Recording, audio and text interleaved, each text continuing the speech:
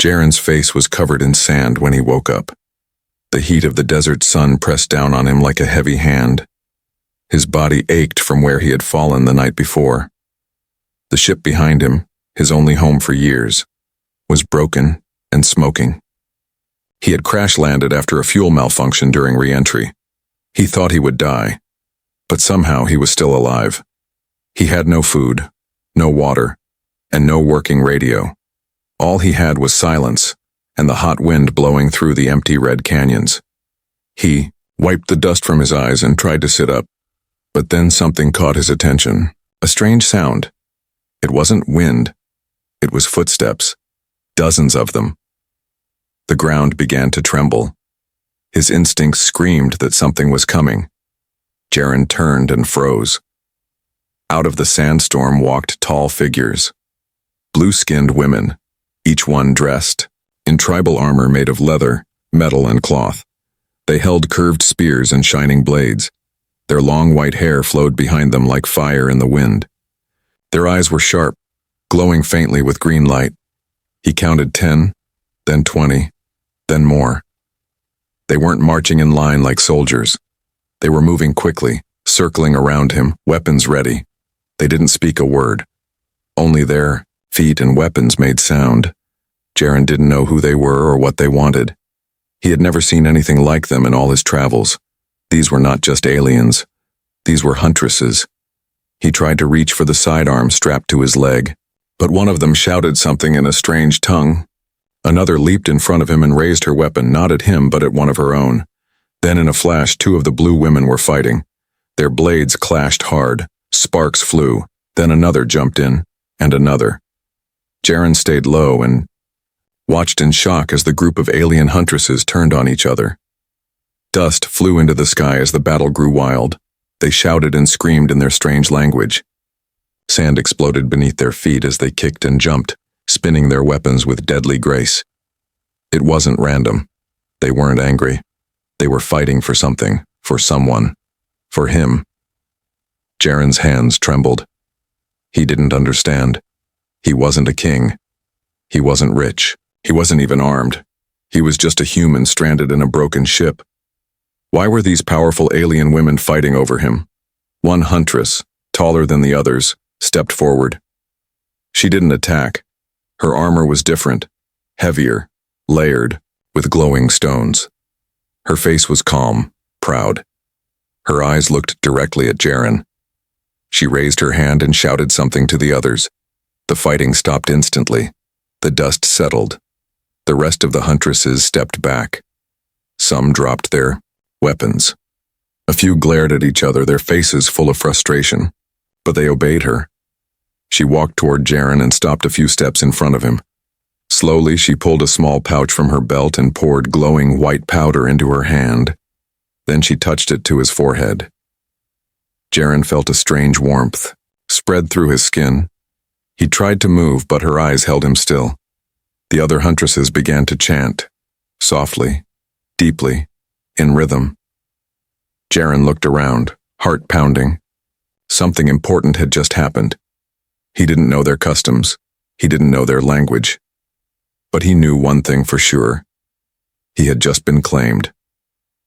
The heat rose again as the sun climbed higher. Jaren sat still on the sand, his forehead marked with glowing white powder. The tall alien huntress who touched him was now standing guard beside him. The rest of the women stood in a wide circle, silent and watchful. No one moved without her command. Jaren looked at her closely.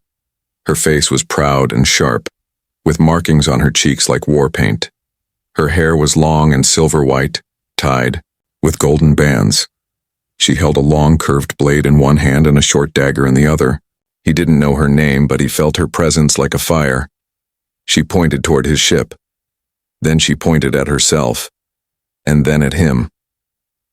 Jaren blinked, trying to understand. She slowly stepped forward and reached for his arm. Her touch was firm, not cruel. She helped him stand and walked with him toward the broken ship. The other huntresses followed from a distance. Jaren's boots sank into the sand, and his body ached, but his mind was running faster than ever. When they reached the ship, she stepped around it carefully, inspecting its damage. The ship's hull was cracked, the wings were half buried, and the fuel cells were empty.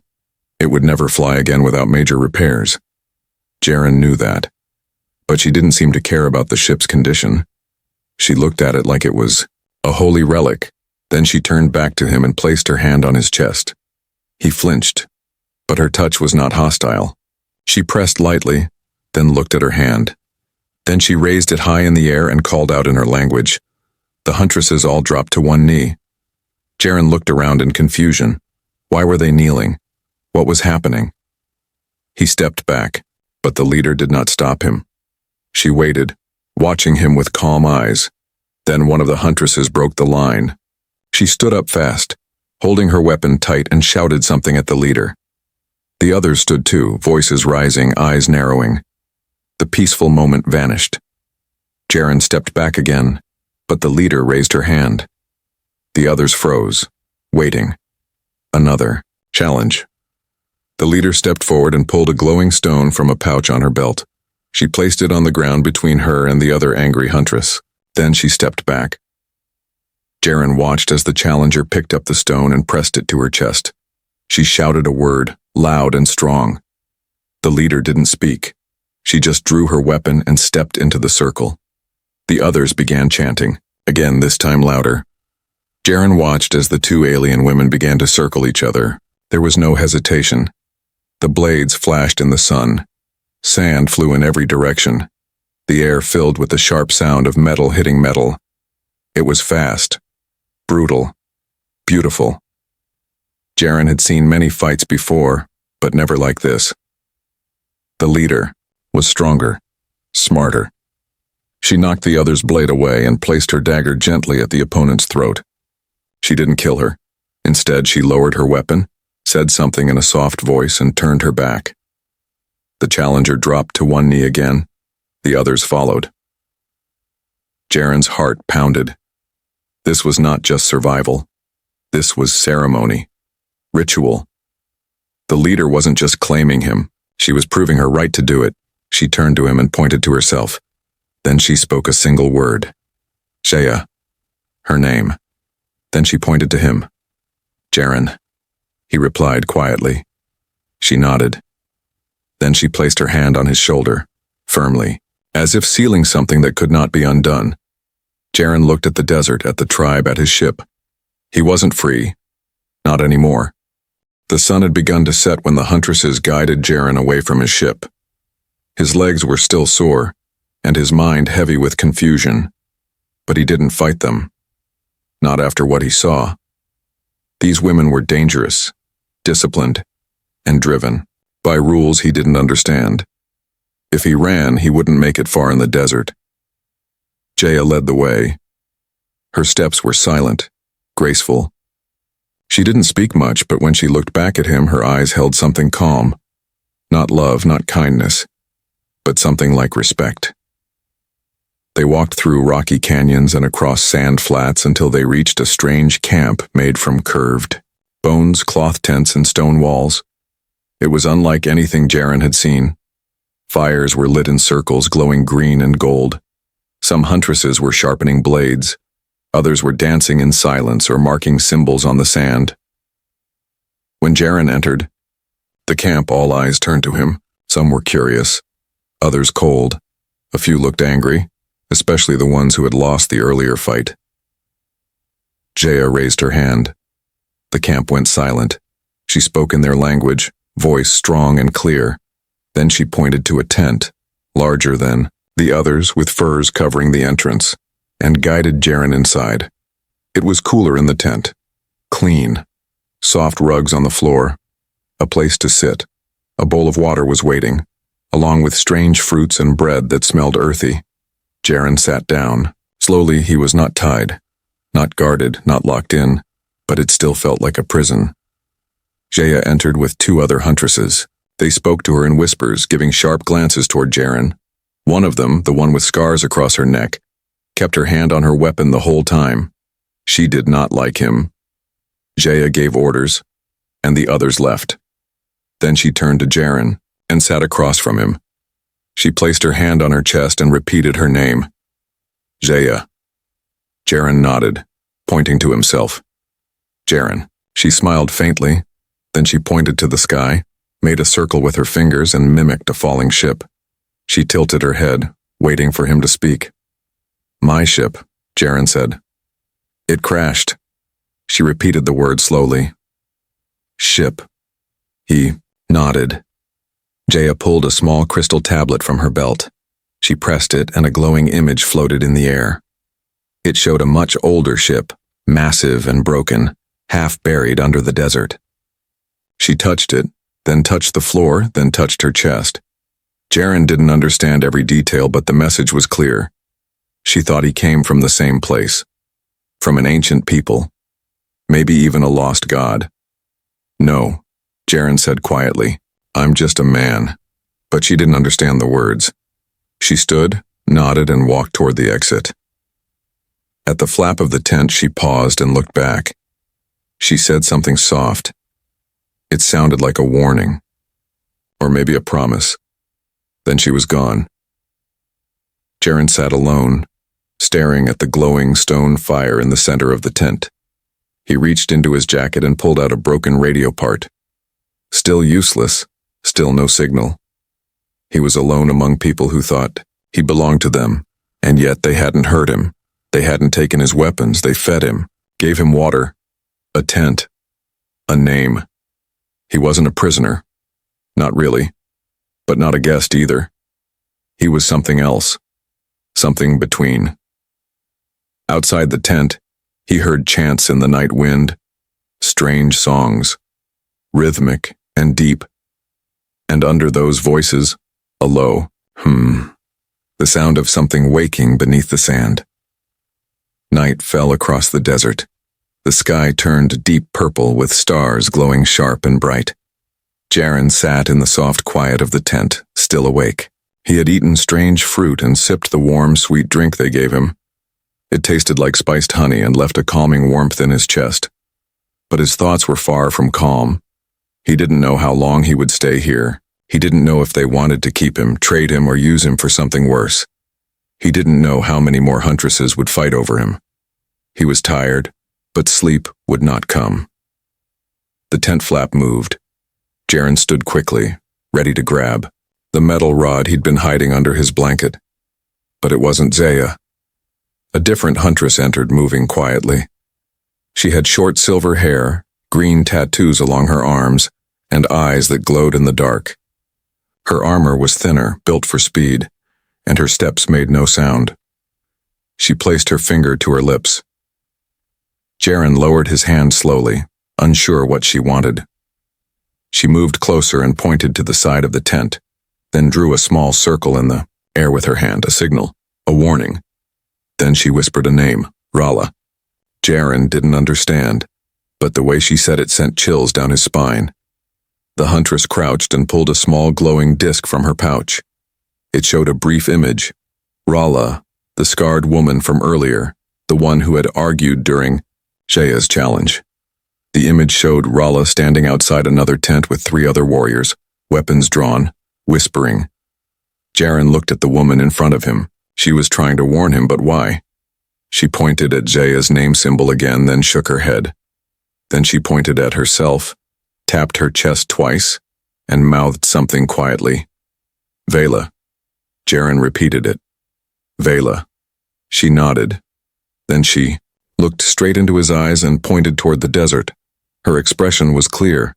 She wanted him to run. Jaren shook his head. He didn't trust her. Not yet. And he couldn't just leave Jaya. She might not be a friend, but she had protected him, claimed him, and even gave him shelter. That meant something. Vela looked frustrated.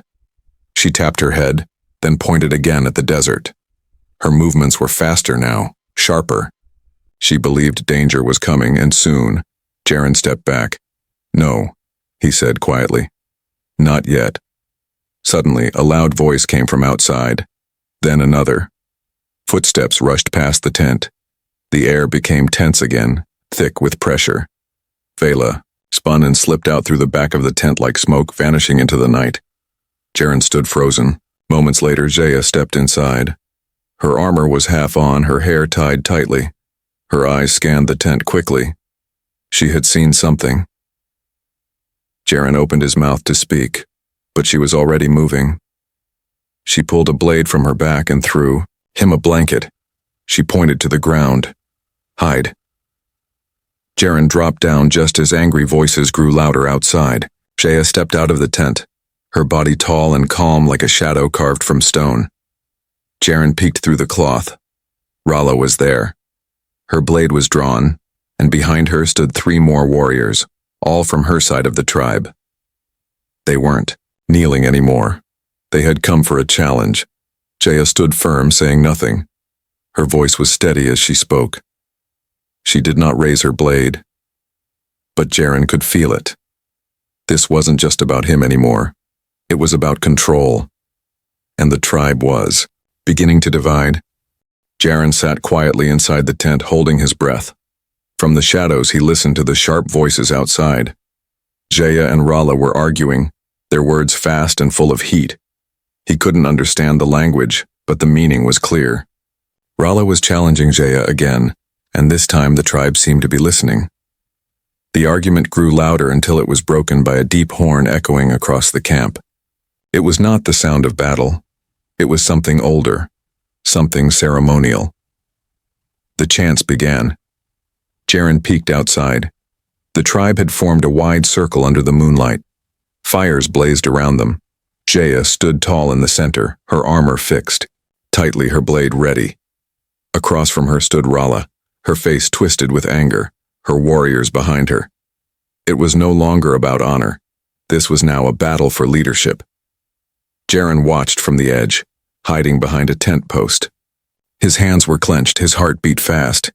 He didn't want this, he didn't want anyone to die because of him. Suddenly, he heard something behind him. The soft hum of his ship. Jaren turned and stared into the desert. His ship, damaged and lifeless for days, was glowing faintly. A blue light pulsed from inside the broken engine. He ran toward it. When he reached the ship, he ducked inside the hatch. The walls were dark, the screens cracked, but one small console was lit. The emergency AI core. Jaren touched the screen. A soft voice spoke. Signal detected. Local energy patterns consistent with ancient technology. Defense protocols waking. Jaren stared at the message. What technology? The AI responded in its soft mechanical tone. Buried network beneath this planet. Power lines detected, matching data from war archives. Battle site, Lost Empire. Jaren leaned forward. You mean this place used to be a battlefield? Confirmed, said the AI.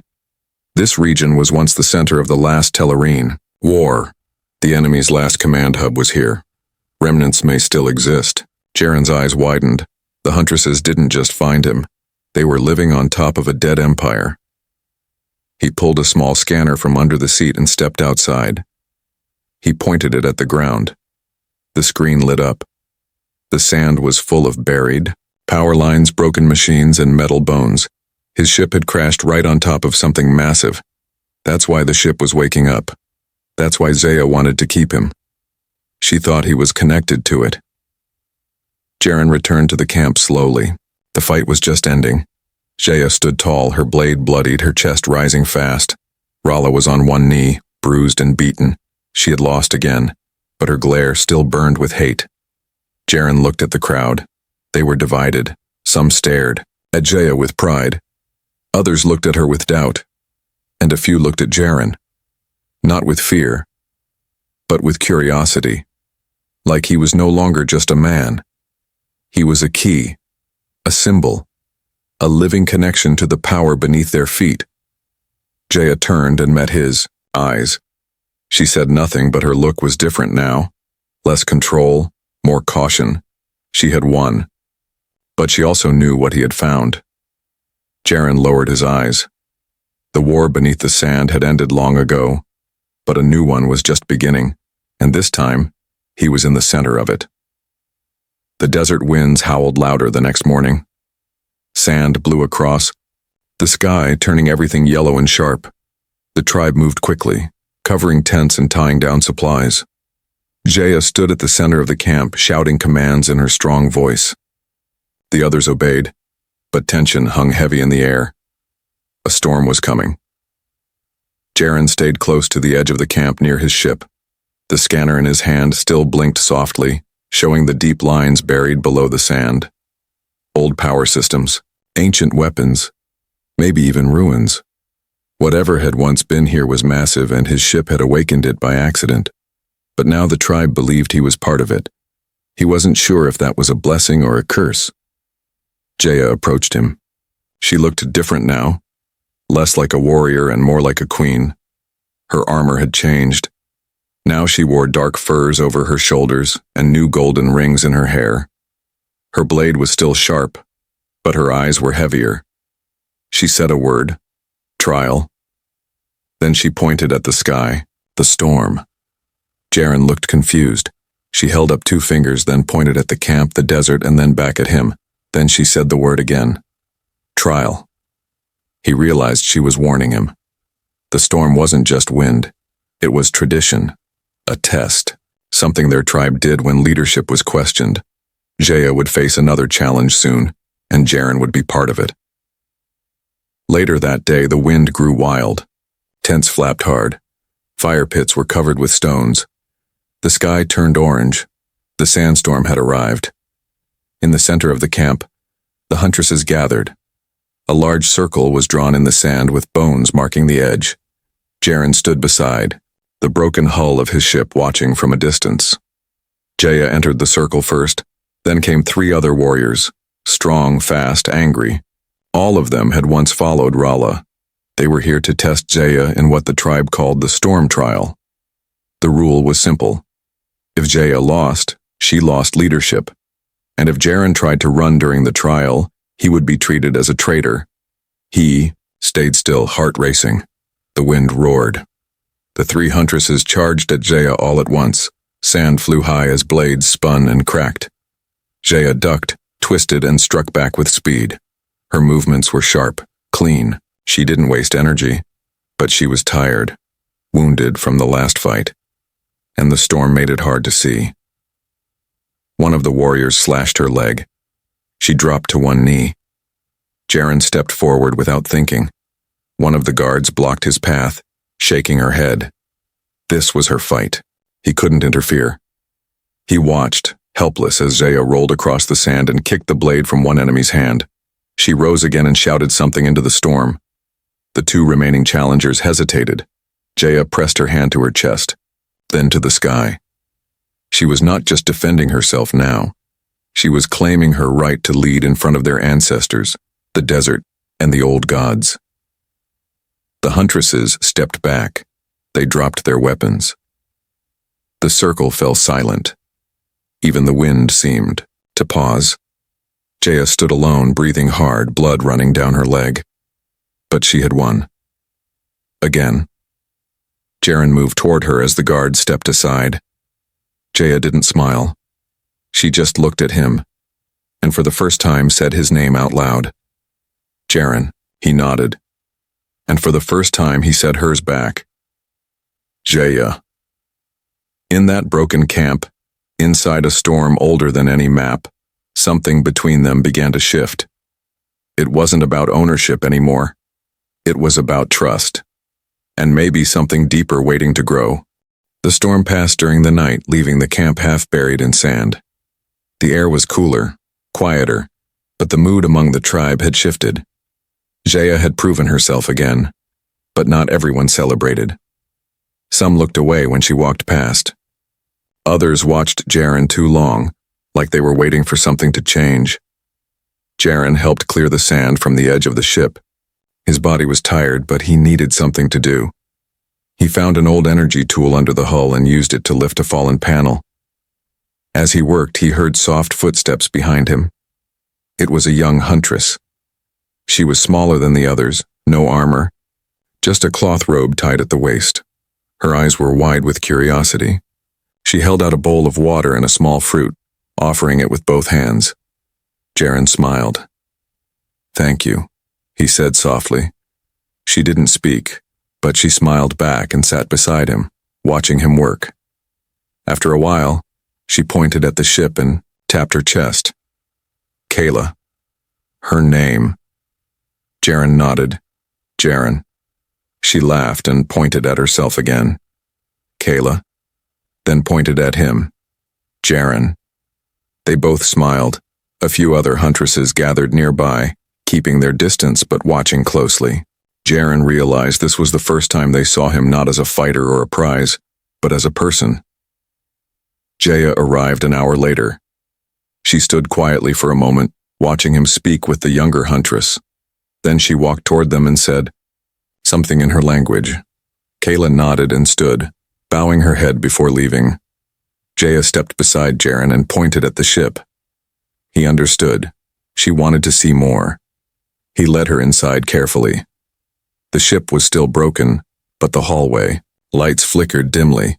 The AI core was dark again, the power drained. Still, he showed her the rooms, the command seat, the star maps, the empty storage bay. Jaya touched everything with care.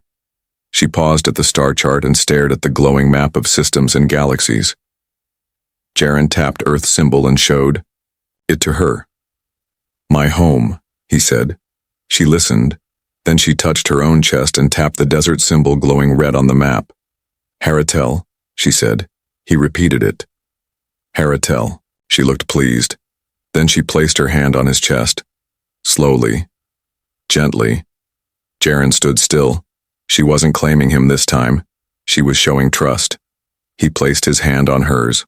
For a moment, there were no languages, no weapons, no tribe rules, just two people far from their worlds caught in something neither of them planned. That night, a strange sound woke the camp, not wind. Not footsteps, a deep thrum from under the ground, the same sound Jaren had heard before but louder. He rushed outside and looked at the sand. Lights flickered beneath the surface like veins glowing under skin. The buried power lines had awakened. The others came running, gathering in fear.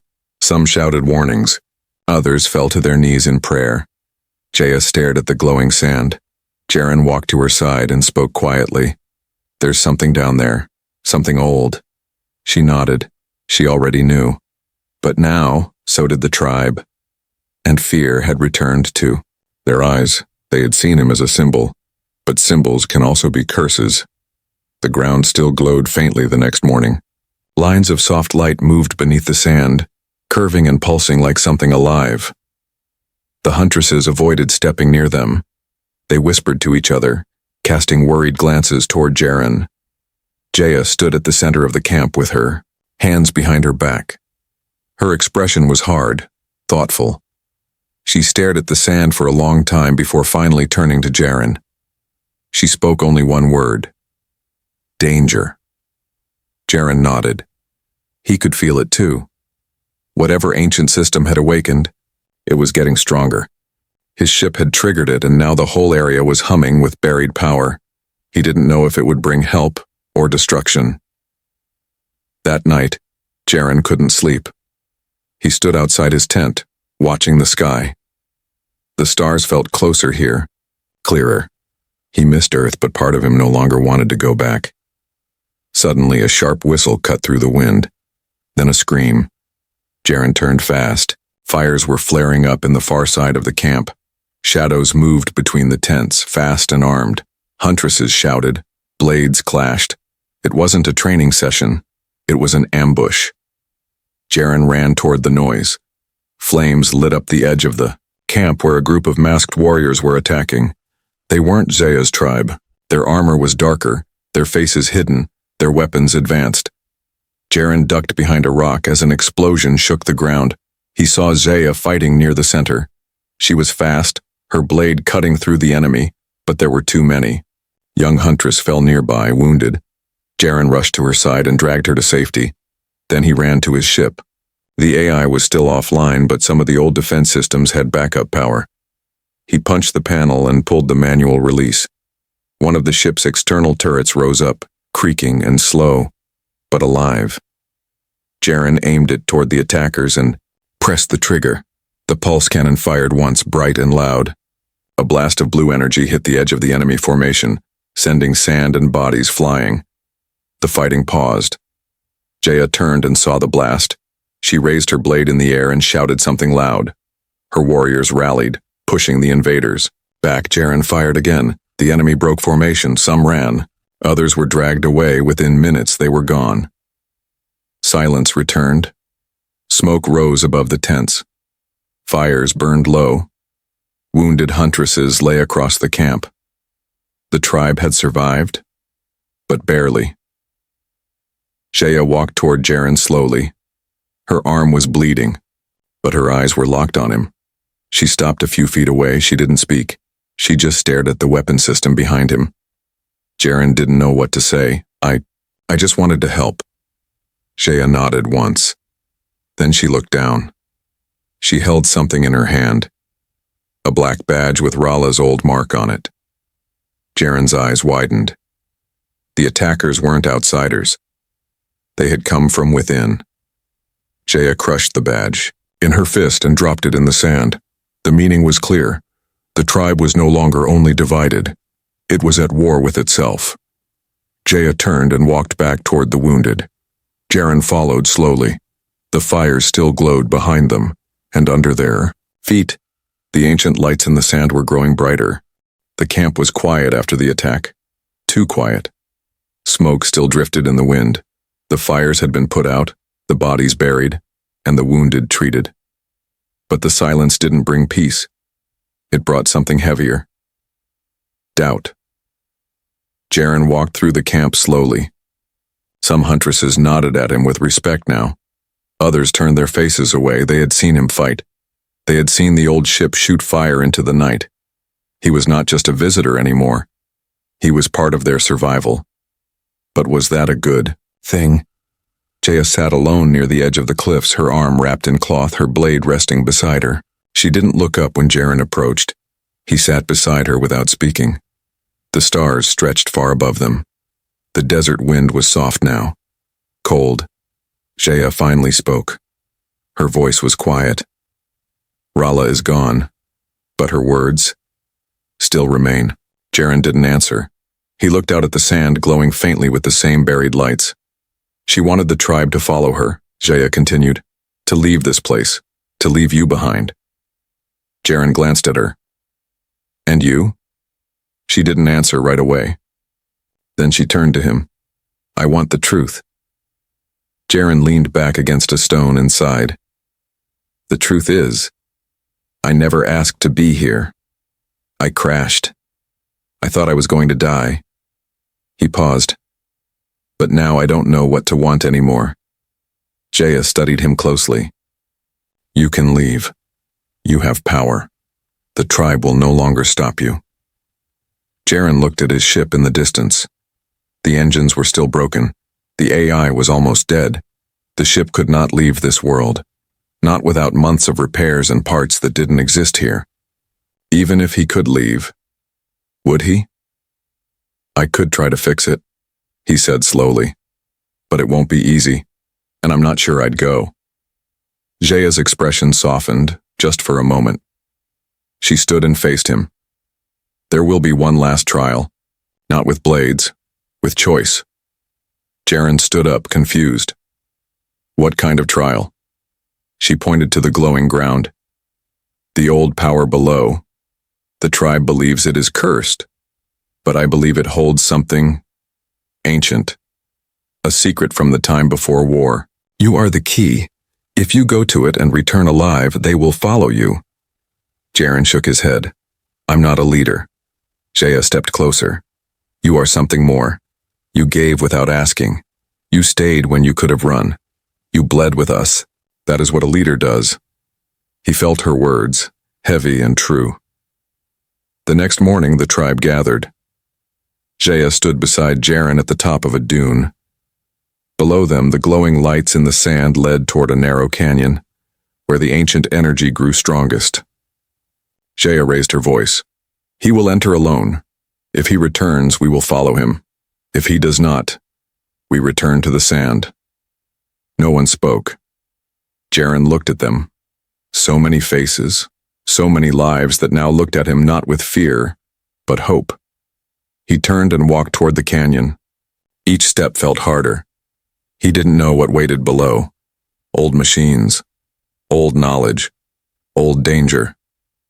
But one thing was clear. He wasn't just part of this story anymore. He was becoming its end, or its beginning. The canyon walls rose high around Jaren as he walked deeper into the glowing path. The ground beneath him pulsed gently, lighting the rocks with soft blue and gold. He held a small scanner in his hand, but it wasn't much help now. Whatever lived under the sand wasn't just metal or power. It felt alive. The deeper he went, the quieter the world became. He stepped through a narrow passage where the wind didn't reach. The air grew heavy, warm. The glowing lines on the ground turned sharper, brighter, and soon led him to an open chamber deep below the surface. It was huge, a circular space carved from stone and metal, walls covered in alien runes. In the center, a raised platform pulsed with light. Around it, ancient machines stood like statues, silent guardians of a forgotten time. Jaren stepped onto the platform. It lit up immediately.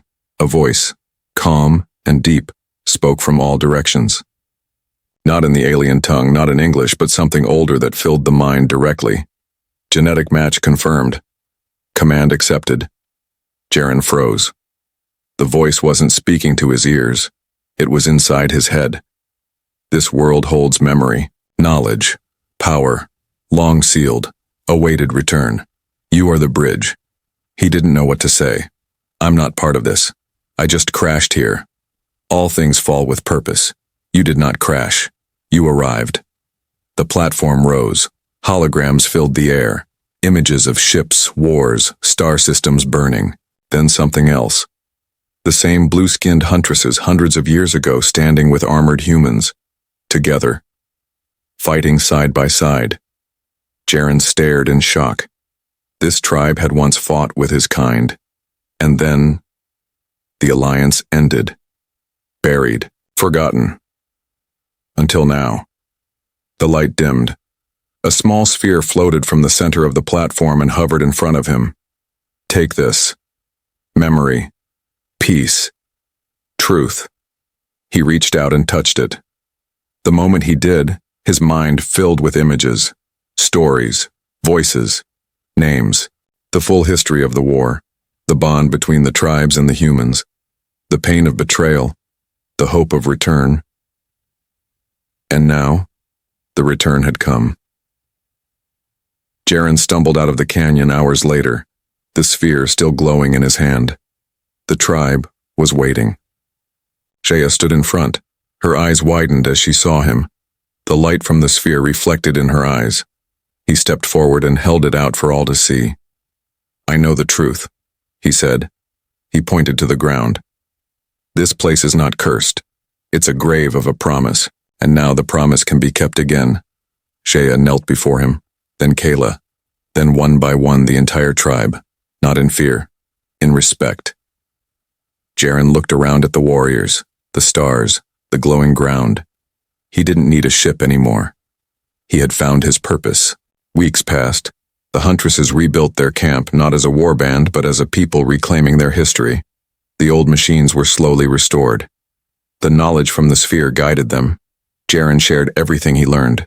Jaya stood beside him. Not as a captor, not as a queen alone, but as a partner. The desert still whispered at night, but no longer with fear. Jaren no longer dreamed of escape. He had found something better than survival. He had found belonging. And across the stars, the echo of a forgotten war had finally turned into peace.